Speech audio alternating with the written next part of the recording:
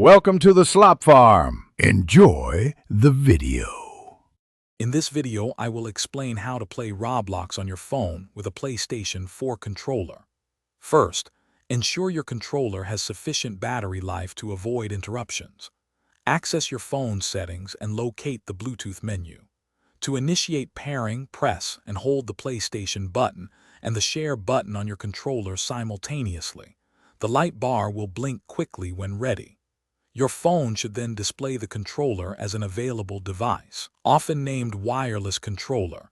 Tap to connect, and the light bar will turn solid blue, indicating a successful link. This simple step prepares your controller for mobile gaming. Once your PlayStation 4 controller is paired, open the Roblox application on your phone. Most modern Roblox experiences will automatically detect your controller, allowing for immediate gameplay. If your controller does not respond immediately, double-check that its light bar is solid blue, confirming an active connection. Within some games, you might find specific settings to enable or customize controller input, usually located in the game's main menu or settings panel.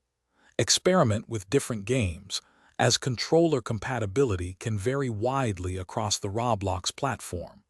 You are now ready to dive into countless adventures.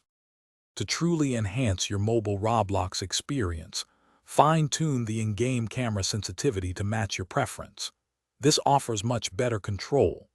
A phone clip, attaching your device directly to the PlayStation 4 controller, can significantly improve comfort during long play sessions, mimicking a handheld console.